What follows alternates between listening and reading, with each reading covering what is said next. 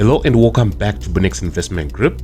So this is going to be one of the best videos that I've ever done.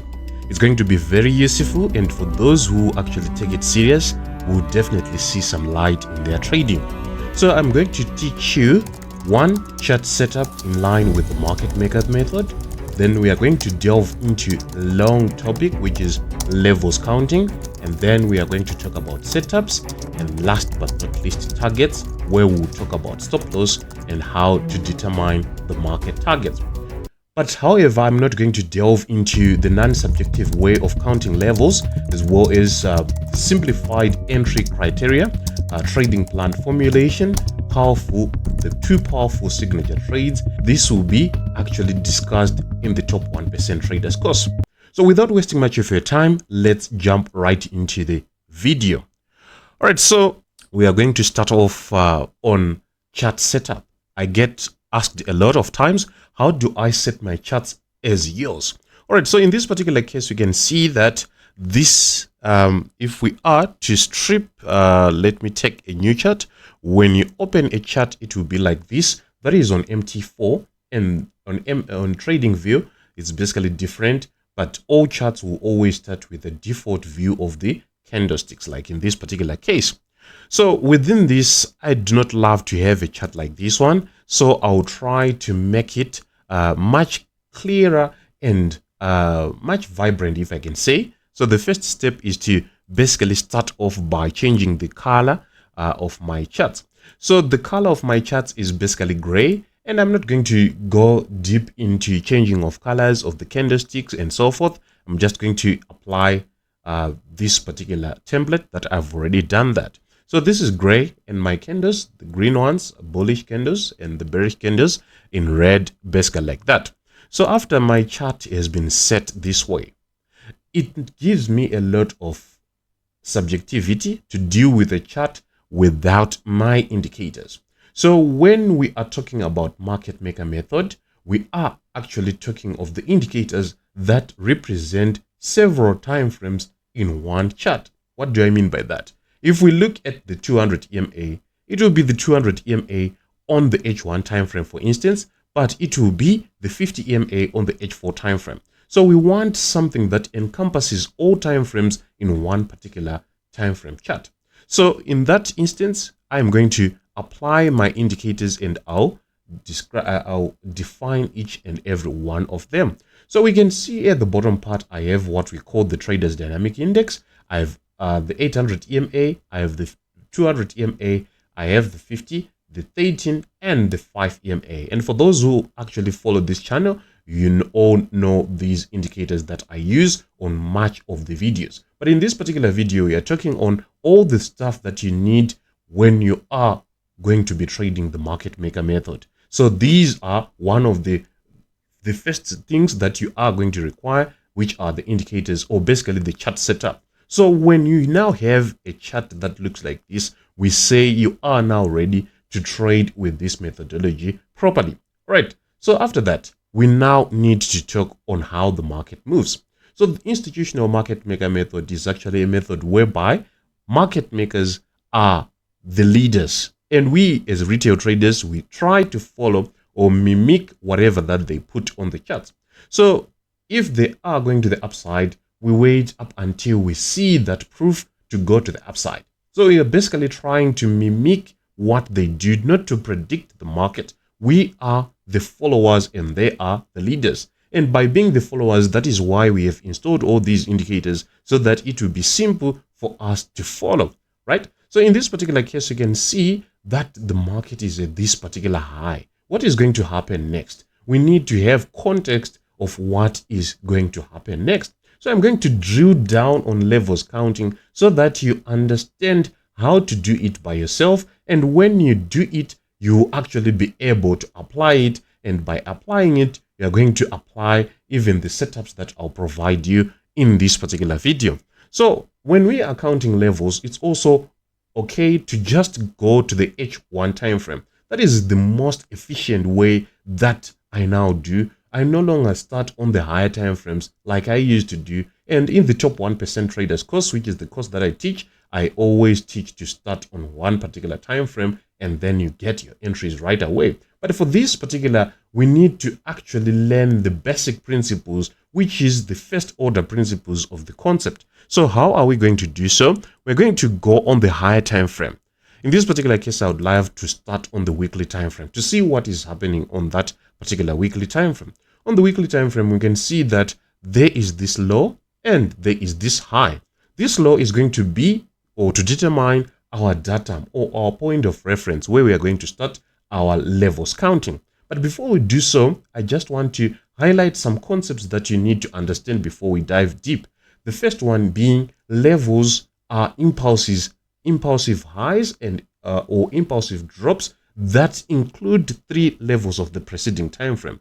We are saying when we see a push on the weekly time frame like this one, we expect to see 3 levels of the daily time frame in the 3 levels of the daily time frame within this one weekly level. So we're saying if we are looking at H4 level, we are expecting to see 3 H1 levels. If we are seeing one H1 level, we're expecting to see 3 M15 levels. So that is a concept that states that one level on any particular time frame of observation is equivalent to 3 levels of the preceding time frame. If it's the weekly, the daily is actually going to have 3 to fill one weekly. So I'm using the standard time frames that are provided by MT4, that is these monthly, weekly, daily, H4, not some other variations of the time frames that I see on TradingView. We even have H3, which is 3 hour, or H2. I do not use those ones. I use the standard MT4, the classic time frames.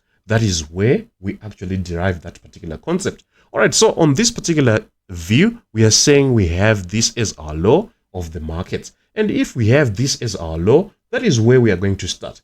Always try to first find the lowest point or the highest point that is on your chart. Of course, in the top 1% traders course, we talk of the cycle origins or where to start when you are counting levels. That will be actually simplified and much more efficient. But for this one, as I've said earlier, we are going to start off from the basic order principles. So this one is going to be our lowest point, and from that lowest point going to the upside, we are going to say this is an impulse. We can see an impulse, right? So I'm going to use rectangles to mark an impulse, and then I'm going to jump where there is consolidation. So in this particular case, you can see there is this particular impulse to the upside that was issued. It's a continuous impulse to the upside that was issued. Then where did the structure get broken, or where did the market break the high of the previous impulse? We can see that this high is now on top of this particular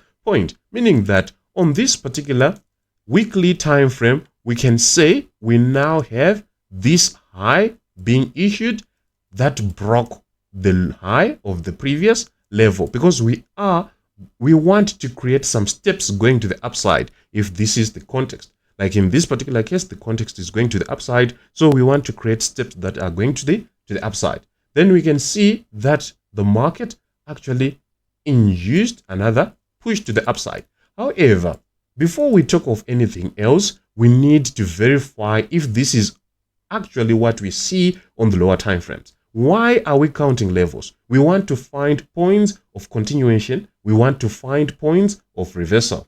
So if we are to find points of continuation, we need to know how much we are left with up to the point of reversal. Or if we are to find points of reversal, we need to know if we have completed the market maker cycle. What is the market maker cycle? It is a cycle whereby if we have 3 impulses or 3 moves to the upside or to the downside, we expect to see a market reversing. So if we are going to get 3 levels or 3 impulses in one particular direction, we will expect to see the market reversing. So the reversal point is governed by 3, and the continuation is governed if we haven't completed 3. That is the reason why we are doing all this stuff. How many levels or how many steps are we left with to reach the level, to reach the peak formation high, which is the reversal point? Or do we still have room if we are to enter a continuation point to go to the upside? If that is the case, then we can actually enter right away. So in this particular case, we have 1, we have 2, and we have 3. But is this the complete point?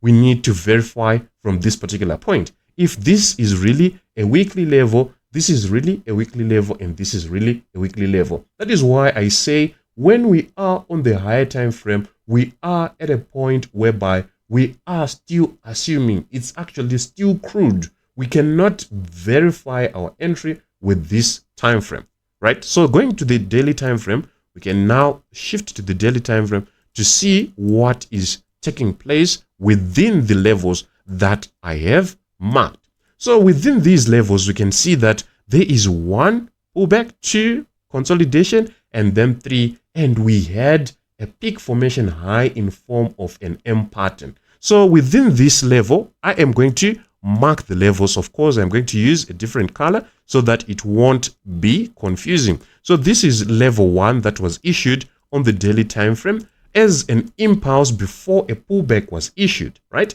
So we can say 1350 for level 1, 250 for level 2, and then for level 3 from this particular pullback. But as I've said in the Top 1% Traders course, there is a very simple way that removes the subjectivity, because in this particular case, it might look easy, but when you are faced with real markets, you'd find yourself getting confused because of the subjectivity that may come within the cycles. So in this particular case, we now have 3 levels, and we had a reversal to the downside. This now shows us that this level is accurate and it is a valid weekly level. We need to verify again the next one. So on the next one, what do we see? We can see that the market went from this particular peak formation high, and after going from that peak formation high, what did we see? We can see that there was this big consolidative structure, which is basically a structure that we can call an inverted head and shoulder structure.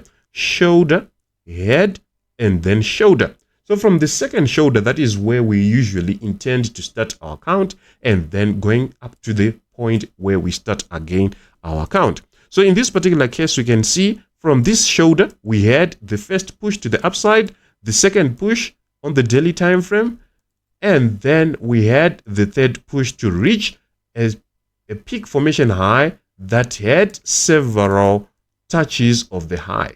So this second weekly level was also valid, because we can see this one was valid, this one is also valid like that. And after that, we can see the market coming to what we call a cycle restart or a continuation peak formation, which is called a reset. So this one is now a reset. We had 3 levels in one particular direction, and after that we had these several touches that were put or that were issued on this particular high. 1, 2, 3, 4. It happens when we are at peak formation high or peak formation low. So if we have something like this, we now expect to see a cycle restart, and this was the cycle restart that was issued. From that cycle restart, we have been issued this push to the upside, right?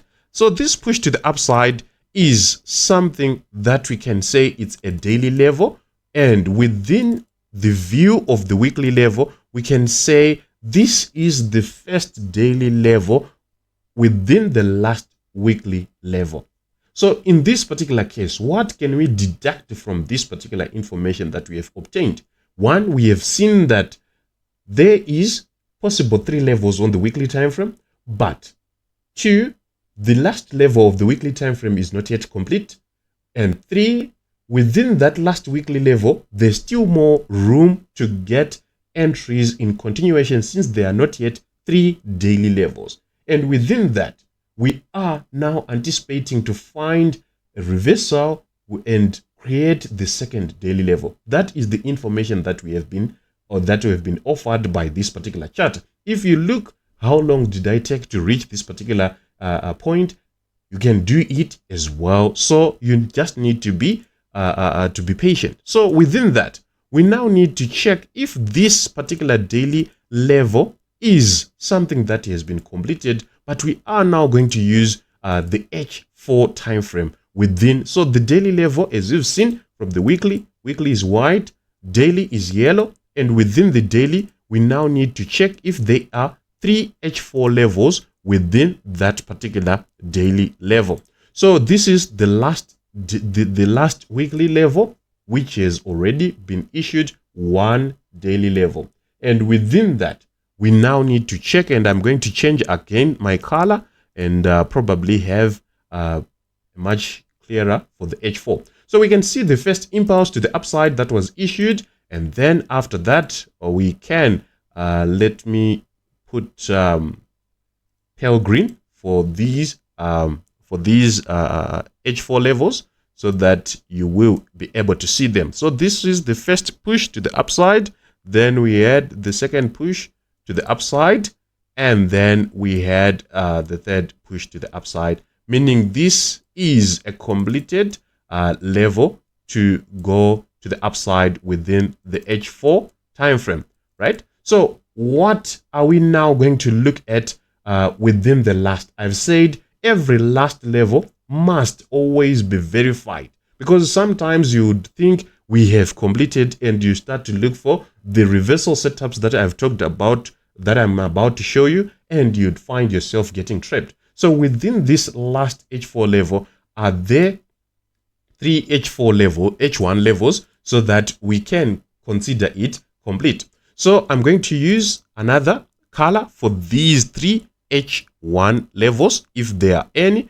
So we can see the first day of rise, which is the first push to the upside, as an H1 level. I'm going to use red, and we can see the second push to the upside like that, and then we can see the third push to the upside basically like that.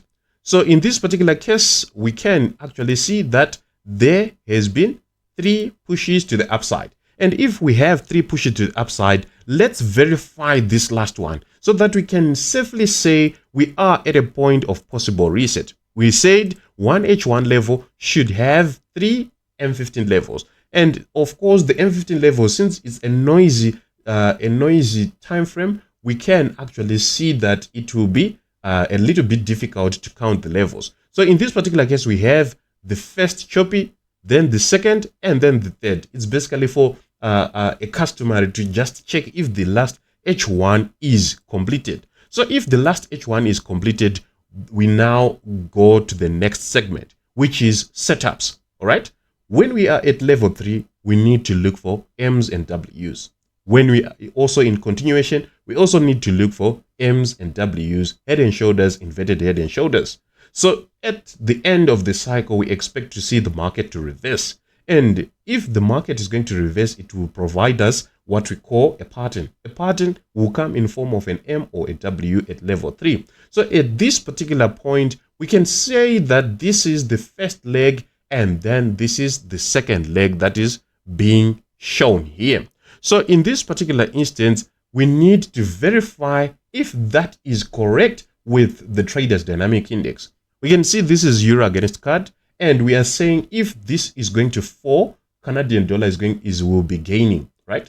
So Canadian dollar will be gaining and euro will be actually losing. But we can compound that and make it something that we can say the relative strength is actually dropping within this particular pair. So the relative strength is seen with this particular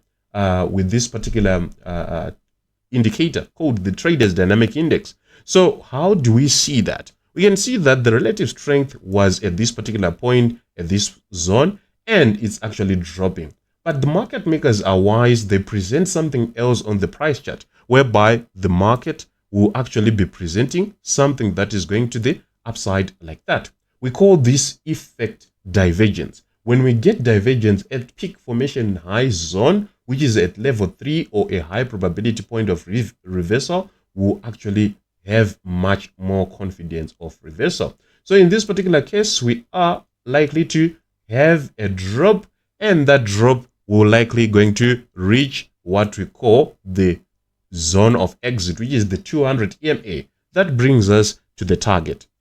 Entry at this particular peak formation high will require us to put stop loss right above the structure, right? Which is right above this particular point. And exit of this particular entry is going to be done at the 200 EMA, basically like that. You need to calculate your stop loss you need to calculate your lot size so that you won't experience very big losses, basically like that. So within this particular point, we have talked about the reversal point.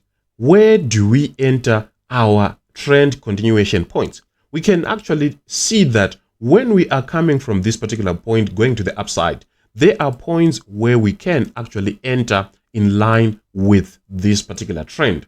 We've said there are points of continuation and points of reversal. And on points of continuation, we want to enter what we call off the 50. We also want to enter what we call off the 200 EMA. And those can come as in form of M and Ws, and they can come in form of pins to the 50 EMA or to the 200 EMA. So within that context, we can actually enter swing trades as continuation patterns if we see something like this.